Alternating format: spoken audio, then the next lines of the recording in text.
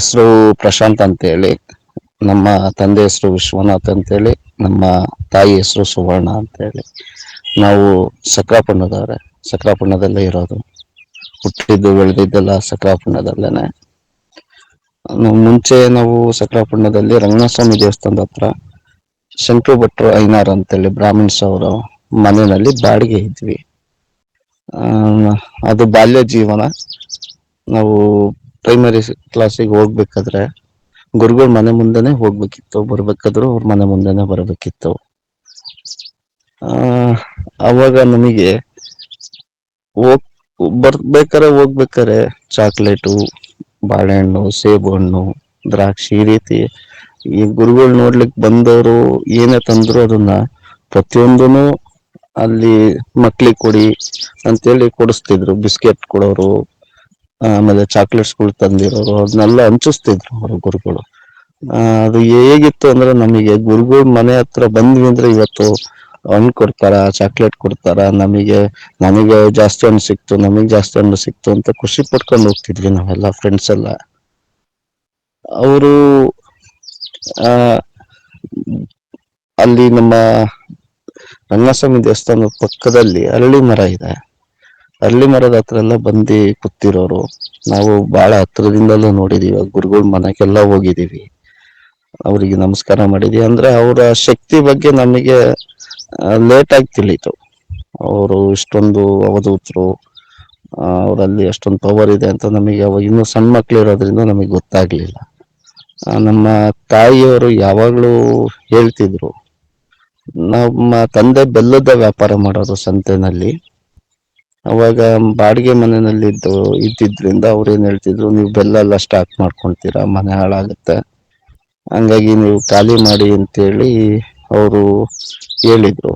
ಅನಂತರ ಈಗ ಎಲ್ಲೂ ನಮಗ್ ಮನೆ ಸಿಕ್ತಿಲ್ಲ, ಬಾಡಿಗೆ ಕೊಡ್ತಿಲ್ಲ ಅಂತೇಳಿ ಒಂದ್ ರೀತಿ ಗೊಂದಲದಲ್ಲಿ ಇದ್ರು ಅಪ್ಪ ಅಮ್ಮ. ಆ ಟೈಮಲ್ಲಿ ಒಂದು ಸೈಟ್ ಇದೆ, ಅದನ್ನ ತಗೋಣ ಅಂತೇಳಿ ಯೋಚನೆ ಮಾಡಿದ್ರು. ಅದು ಸೈಟ್ ಬಂದ್ಬಿಟ್ಟು ನಾವು ಬ್ರಾಹ್ಮಣರು ಬೀದಿನಲ್ಲಿ ಇದ್ದಿದ್ದು. ಸುಮಾರು ಅಂದ್ರೆ ಅಲ್ಲಿ ಒಂದು 7-8 ವರ್ಷ ಇದ್ವಿ ನಾವು ಅದೇ ಮನೆಯಲ್ಲೇ. ಆ ಸೈಟ್ ಇದೆ ತಗೊಳೋದು ಅಂತೇಳಿ ಎಲ್ಲ ಯೋಚನೆ ಮಾಡಿ ಅಪ್ಪಾಜಿ ಅಮ್ಮ ಎಲ್ಲ ಮಾತಾಡಿ ಸರಿ ಅದನ್ನೇ ತಗೊಳೋಣ, ಈ ಬೀದಿ ಬಿಟ್ಟು ಮತ್ ಬೇರೆ ಕಡೆ ಹೋಗೋದ್ ಬೇಡ, ಹೊಂದ್ಕೊಂಡಿದೀವಿ ಅನ್ನೋ ಯೋಚನೆ ಇತ್ತು.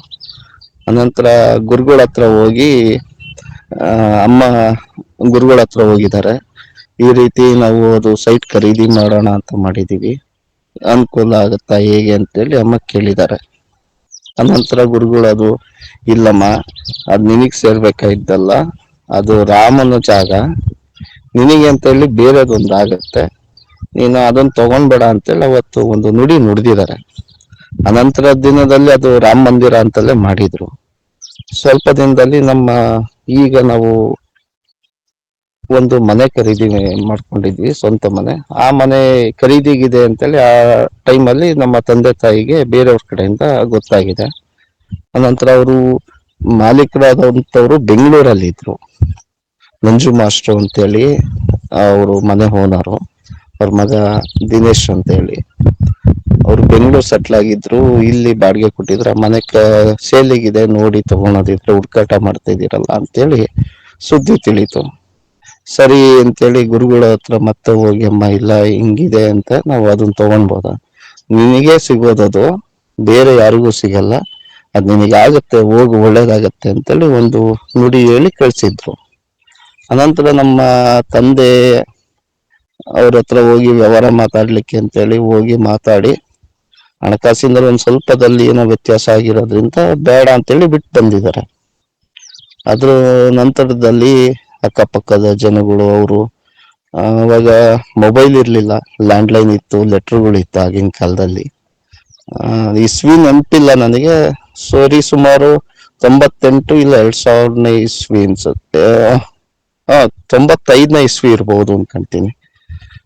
ಆ ಟೈಮಲ್ಲಿ ಸರಿ ಅಂತೇಳಿ ಇವರು ವ್ಯವಹಾರ ಮುಗಿಸ್ಕೊಂಡ್ ಬರ್ಲಿಲ್ಲ, ವಾಪಸ್ ಹಂಗೆ ಬಂದ್ಬಿಟ್ಟಿದ್ದಾರೆ. ಇಲ್ಲ ಬೇರೆ ಕಡೆ ಸೈಟ್ ನೋಡಿದ್ರೆ ಆಗತ್ತೆ, ನಮಗೆ ಅದು ಜಾಸ್ತಿ ಆಗತ್ತೆ ಅನ್ನೋ ಉದ್ದೇಶದಿಂದಲೇ ಅವತ್ತಿನ ಒಂದು ದಿನದಲ್ಲಿ ವ್ಯವಹಾರ ಆಗಿಲ್ಲ. ಅನಂತರ ದಿನದಲ್ಲಿ ಬೇರೆ ಜನಗಳು ಅವ್ರು ಏನ್ ಕೇಳಿದ್ದಾರೆ ಅವರಿಗಿಂತ ನಾವು 10,000 20,000 ಜಾಸ್ತಿ ಕೊಡ್ತೀನಿ, ಡಿಮ್ಯಾಂಡ್ ಅಲ್ಲೇ ನಾವು ಕೊಡ್ತೀವಿ, ನಮಗ್ ಮಾಡ್ಕೊಡಿ ಅಂತೇಳಿ ಅವರಿಗೆಲ್ಲ ಕಾಗದ ಬರ್ದಿರೋದು, ಲ್ಯಾಂಡ್ ಲೈನಿಗೆ ಕರೆ ಮಾಡಿ ಹೇಳಿರುವಂತದ್ದು ಗೊತ್ತಾಗುತ್ತೆ.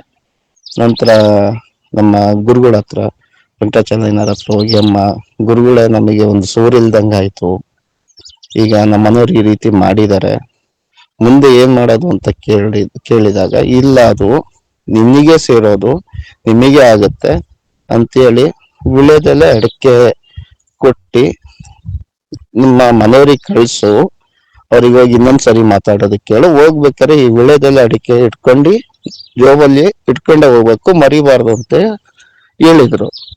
ಆ ರೀತಿ ನಮ್ಮ ತಾಯಿಯವರಿಗೆ ಹೇಳಿದ್ದಾರೆ.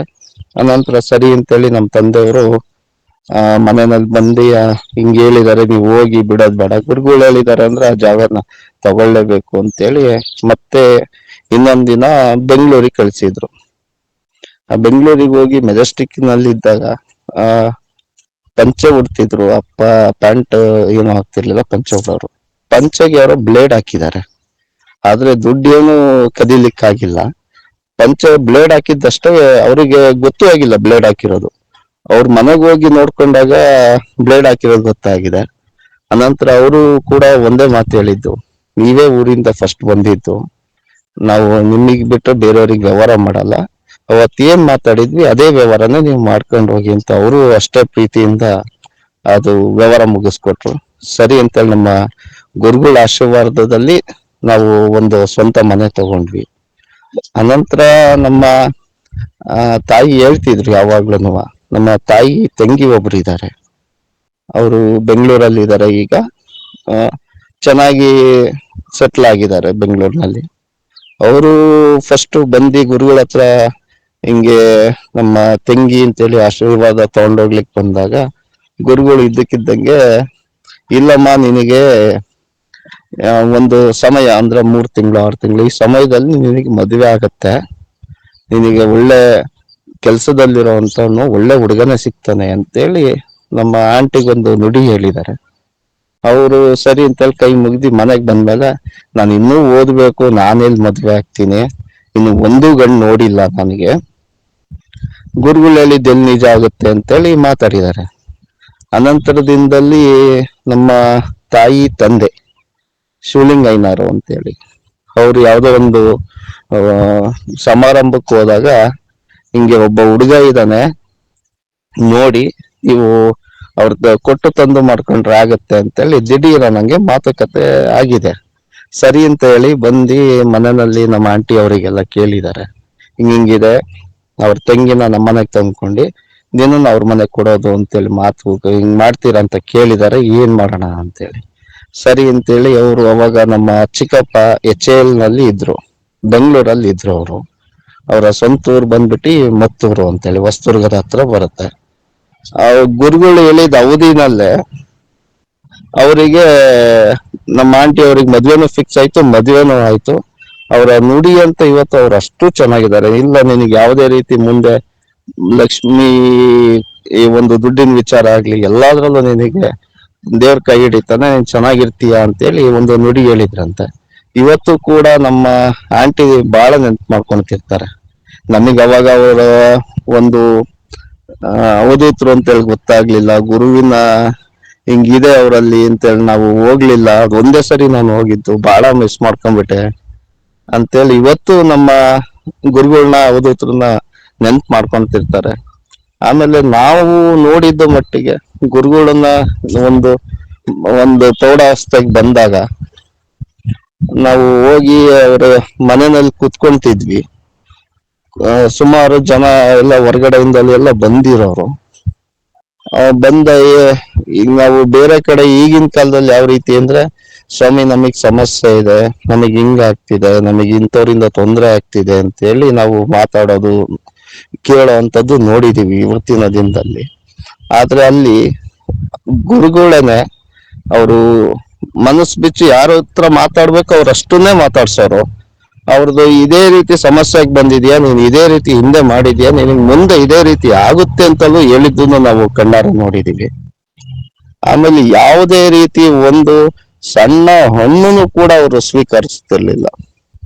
ನಮ್ಮ ಏನೇ ಅವರು ಭಕ್ತಾದಿಗಳು ಬಂದು ಇಲ್ಲ ಗುರುಗಳೇ ತಗೊಳ್ಳಿ ಅಂತೇಳಿ ಅವ್ರು ಇಷ್ಟ ಏನೇ ಕೊಟ್ರು, ಇಲ್ಲ ಅದನ್ನೆಲ್ಲ ನೀವು ಅಲ್ಲಿ ಏನಿದೆ ದಾರಿನಲ್ಲಿ ಹೋಗೋರಿಗೆ 4 ಜನ ಕೊಡಿ ಅಂತೇಳಿ 4 ಜನ ಕೊಡಿಸ್ತಿದ್ರು. ಆಮೇಲೆ ನಮ್ಮ ಗುರುಗಳಿಗೆ ನಾಯಿ ಅಂದ್ರೆ ಭಾರಿ ಪ್ರೀತಿ.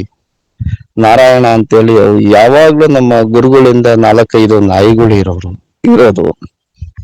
ಅವ್ರ ಜೊತೆನಲ್ಲೇ ಓಡಾಡ್ಕೊಂಡು ಯಾವಾಗ್ಲೂ ಅವ್ರು ಬಂದ್ರು ಅಂದ್ರೆ ಅದು ಏನೋ ಒಂದು ಪ್ರೀತಿ ತೋರ್ಸೋದು ನಾಯಿಗೆ ಗುರುಗಳಿಗೆ. ಆ ಮುಂದೆ ರಂಗಸ್ವಾಮಿ ದೇವಸ್ಥಾನದ ಹತ್ರ ಕಟ್ಟೆ ಮೇಲೆ ಕೂತಿರುವಂತದ್ದು ಇನ್ನೂ ನಮಗೆ ನೆನಪಿದೆ.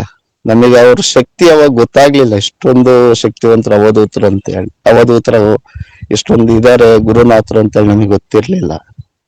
ಅನಂತರ ದಿನದಲ್ಲಿ ಯಾರೋ ಒಬ್ರು ಒಂದು ದುಡ್ಡಿನ ಕಂತೆನ ತಗೊಂಡ್ ಬಂದು ನೀವು ಒಪ್ಪಿಸ್ಕೊಳ್ಬೇಕು ಅಂತ ಹೇಳಿದಾಗ, ಅದು ದುಡ್ಡು ನನಗೆ ಯಾವುದೇ ರೀತಿ ದುಡ್ಡು ಮಾಡೋದಿದ್ರೆ ಎಷ್ಟೋ ಲಕ್ಷ ಕೋಟಿ ಗಟ್ಲೆ ದುಡ್ಡು ಮಾಡ್ಬೋದಿತ್ತು, ನನಗೆ ಏನೂ ಬೇಡ ಅಂತೇಳಿ ಪ್ರತಿಯೊಂದು ನೋಟನ್ನು ಅಲ್ಲಿ ದಾರಿನಲ್ಲಿ ಅವತ್ತು ಯಾರ್ಯಾರು ಹೋಗಿದ್ದಾರೆ ಅವರಿಗೆಲ್ಲ ಒಂದೊಂದು ನೋಟ್ ಕೊಡಿಸಿದ್ದಾರೆ. ಆ ಮುಂದೆ ನೋಡ್ತೀವೋ ಇಲ್ಲ ಗೊತ್ತಿಲ್ಲ, ಹಿಂದೆ ಅಂತೂ ನಾವೆಲ್ಲ ಅದೃಷ್ಟವಂತರು ಅಂತೇಳಿ ಅನ್ಕೊಂಡಿದೀವಿ. ಯಾಕೆಂದ್ರೆ ಇವತ್ತಿನ ಕಾಲದಲ್ಲಿ ದುಡ್ಡು ಅಂತೇಳಿ ಯಾರು ಬೇಡ ಅನ್ನಲ್ಲ, ಆಸ್ತಿ ಬೇಕು ದುಡ್ಡು ಬೇಕು ಅಂತಾರೆ. ನಮ್ಮ ಗುರುಗಳು ಒಂದು ಹಣ್ಣು ತೋಣದಲ್ಲೇ 1 ರೂಪಾಯಿನೂ ದುಡ್ಡು ಮುಟ್ಟದಲ್ಲನೆ ಇದ್ದಂಥದ್ದು ಅವ್ರು ನೋಡಿದ್ ನಮ್ದೇ ಪುಣ್ಯ, ನಮ್ದೇ ಭಾಗ್ಯ ಅನ್ಕೊಂತೀನಿ.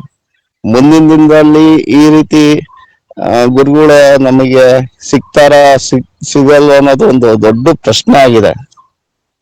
ಶಕ್ತಿನ ಈಗಿದೆ ಈಗಿಲ್ಲ ಅಂತ ಹೇಳೋದು ನಮಗೆ ಬಾಯಲ್ಲಿ ವರ್ಣಿಸ್ಲಿಕ್ಕೆ ಆಗಲ್ಲ. ಇವತ್ತಿನ ದಿನದಲ್ಲಿ ಬಿಡುವಿದ್ದಾಗ ನಮ್ಮ ಅವಧೂತರು ವೇದಿಕೆಗೆ ಹೋಗಿ ಬರ್ತೀವಿ ನಾವು, ಇವಾಗ್ಲೂ ಅವ್ರನ್ನ ಸ್ಮರಿಸ್ತೀವಿ. ಅಲ್ಲಿ ಒಂದು ಮಜ್ಜಿಗೆ ಹುಳಿ ಮಠ ಅಂತೇಳಿ ಆಂಜನೇಯ ಸ್ವಾಮಿ ದೇವಸ್ಥಾನ ಇದೆ ರಂಗಸ್ವಾಮಿ ದೇವಸ್ಥಾನದಿಂದ. ಆ ದೇವಸ್ಥಾನಕ್ಕೂ ಬಂದಂತ ಭಕ್ತರಿಗೆಲ್ಲ ಅಲ್ಲಿ ಹೋಗಿ ಒಂದು ನಮಸ್ಕಾರ ಹಾಕೊಂಡ್ ಬನ್ನಿ ಅಂತೇಳಿ ಹೇಳೋರು. ಒಂದು ದಾವಣಗೆರೆ ಜಿಲ್ಲೆ ಮಲೆಬೆನ್ನೂರು ಪಕ್ಕ ಕುಮಾರನಹಳ್ಳಿ ಅಂತೇಳಿದೆ, ಅಲ್ಲಿ ಒಂದು ಮಠ ಇದೆ. ನಾನು ಆ ಮಠದಲ್ಲಿ ಹೋಗಿ ಭೇಟಿ ಮಾಡಿ ಮಾತಾಡಿಸಿದಾಗ ಅವರು ಹೇಳಿದ್ದು, ನಾವು ಸಕ್ರಾಪಟ್ಟಣ ಅಂತ ತಕ್ಷಣ ಅವಧೂತರು ಊರು ನೀವು ಅಂತೇಳಿ ಅವರೆಲ್ಲ ಅಲ್ಲಿಂದ ಸುಮಾರು ಜನನ ಭಕ್ತರನ್ನ, ಸಕ್ರಾಪಟ್ಟಣಕ್ಕೆ ಹೋದಂತ ಭಕ್ತರನ್ನ ಫಸ್ಟ್ ನೀವು ಅಲ್ಲಿಗೆ ಹೋಗಿ ಅಲ್ಲೊಂದು ನಮಸ್ಕಾರ ಮಾಡಿ ಆಮೇಲೆ ನನ್ನ ಬಳಿ ಬನ್ನಿ ಅಂತೇಳಿ ಬಹಳ ಜನ ಕಳ್ಸೋರು ಅಂತೇಳಿ ಅವರು ಬಹಳ ಸ್ಮರಿಸ್ತಾರೆ ನಮ್ಮ ಅವಧೂತರು ಗುರುಗಳನ್ನ. ನನಗೆ ಅವರು ದೇಹ ತ್ಯಜಿಸಿದಾಗ, ನಮ್ಮ ಅವಧೂತರು ವೆಂಕಟಾಚಲಯ್ಯನವರು ದೇಹ ತ್ಯಜಿಸಿದಾಗ ನಮ್ಮೂರಿನಲ್ಲಿ ಅವ್ರನ್ನ ನೋಡೋದಕ್ಕೆ ಅಂತೇಳಿ ಬಂದಿದಂತ ಜನ ನೋಡಿ ನಮಗೆ ಬಹಳ ಆಶ್ಚರ್ಯ ಆಗಿತ್ತು. ಬಹಳ ದೂರದಿಂದ ಎಲ್ಲ ಬಂದು ಊರಿನ ತುಂಬಾ ಜನಗಳು, ದೊಡ್ಡ ಜಾತ್ರೆಗೂ ಸೇರಲ್ಲ ಅಷ್ಟು, ಅದಕ್ಕಿಂತ ಹೆಚ್ಚಿನ ಜನ ನೋಡಿದ್ವಿ ನಾವು ಅವತ್ತು ಆ ದಿನ. ಅವರು ಅಷ್ಟೊಂದು ಶಕ್ತಿವಂತರು, ಇಷ್ಟೊಂದು ಭಕ್ತ ವರ್ಗವೇ ಇದೆ ಅನ್ನೋದು ನಮಗೆ ತಿಳಿದಿದ್ದೆ ಅವತ್ತು. ನಮಗೆ ಅವರು ನಮ್ಮ ಗುರುಗಳು ಯಾರಿಗೇ ಆಗ್ಲಿ ಹೀಗೆ ಆಗಿ ಅಂತೇಳಿ ಅವ್ರ ಮನೆಯಲ್ಲಿ ಏನು ಕಷ್ಟ ಅಂತೇಳಿ ಅವ್ರ ಹತ್ರ ಬರ್ತಿದ್ರು. ಏನೋ ಒಂದು ಪರಿಹಾರ ಬೇಕು, ಒಂದು ಏನೋ ಕಷ್ಟ ಹೇಳ್ಕೊಂಡು ಅದರಿಂದ ಸಮಸ್ಯೆಗಳಿಂದ ಹೊರಗಡೆ ಬರ್ಬೇಕು ಅಂತ ಹೇಳಿ ಬಂದು ಆ ಗುರುಗಳ ಮನೆಯಲ್ಲಿ ಕುತ್ಕೊಂಡು ಅವರು ಇಲ್ಲ ಹಿಂಗಿದೆ ಅಂತೇಳಿ ಒಂದು ಎಕ್ಸಾಂಪಲ್ ಒಂದು 10 ಜನ ಇದೀವಿ ಅಂತ ಹೇಳಿದ್ರೆ 10 ಜನದಲ್ಲಿ ಅವರು ಮನಸ್ಫೂರ್ತಿಯಾಗಿ ಅವರೇ ಯಾರಿಗ್ ಬೇಕು ಅವ್ರಿಗೆ ಅಷ್ಟೇ ಹೇಳ್ತಿದ್ರು. ಅವ್ರು ನೀವ್ ಇಂಥ ಕಷ್ಟದಿಂದ ಇಂಥ ಊರಿಂದಲೇ ಬಂದಿದ್ದೀರಾ, ನೀವು ಇದೇ ನನ್ನಲ್ಲಿ ಕೇಳಲಿಕ್ಕೆ ಅಂತ ಬಂದಿದ್ದೀರಾ ಅಂತೇಳಿ ಅವರು ಒಂದು ಪರಿಹಾರನು ಹೇಳಿ ಅವರಿಗೆ ಈ ರೀತಿ ಇದೆ ಅಂತ ಮನದಟ್ಟು ಮಾಡಿ, ಅವರ ತಪ್ಪು ಏನಾರ ಇತ್ತು ಅಂದ್ರೆ ನೀವು ಇದೇ ರೀತಿ ತಪ್ಪು ಮಾಡಿದೀರಾ ಅಂತ ಅವ್ರಿಗೆ ಮನದಟ್ಟು ಮಾಡಿ ಪರಿವರ್ತನೆ ಮಾಡಿ ಪರಿಹಾರ ಕೊಡ್ತಿದ್ದ ಗುರುಗಳು ಅಂದ್ರೆ ನಮ್ಮ ವೆಂಕಟಾಚಲಯ್ಯನವರ ಅವಧೂತರು ಅನ್ಸುತ್ತೆ. ಇನ್ ಮುಂದೆ ಈ ರೀತಿ ಹುಡುಕಾಟದಲ್ಲಿ ಇದೀವಿ, ನಮಗೂ ಈ ರೀತಿ ಇನ್ನೊಬ್ರು ಯಾರು ಅವಧೂತರು ಒಂದು ಮಾರ್ಗದರ್ಶನ ಸಿಗುತ್ತಾ, ಅವರ ಒಂದು ಸೇವೆ ಮಾಡೋದು ಏನಾದ್ರು ಒಂದು ಅವಕಾಶ ಸಿಗುತ್ತಾ, ಸಣ್ಣ ಅವಕಾಶ ಅಂತೇಳಿ ಹುಡುಕಾಟದಲ್ಲಿ ಇದೀವಿ. ಇದುವರೆಗೂ ಎಲ್ಲೂ ಆ ರೀತಿ ಕಣ್ಣಿಗೂ ಕಂಡಿಲ್ಲ, ಕಿವಿಗೂ ಬಿದ್ದಿಲ್ಲ. ನನಗೆ ತಿಳಿದ ಮಟ್ಟಿಗೆ ನಮ್ಮ ಅವಧೂತರ ಗುರುಗಳ ಬಗ್ಗೆ ಗೊತ್ತಿದ್ದು ಇಷ್ಟು ನಾನು ಹಂಚ್ಕೊಳ್ಳಿಕ್ಕೆ ಇಷ್ಟಪಡ್ತೇನೆ. ಓಂ ಸದ್ಗುರುನಾಥಾಯ, ಓಂ ಶ್ರೀ ಗುರುಭ್ಯೋ ನಮಃ.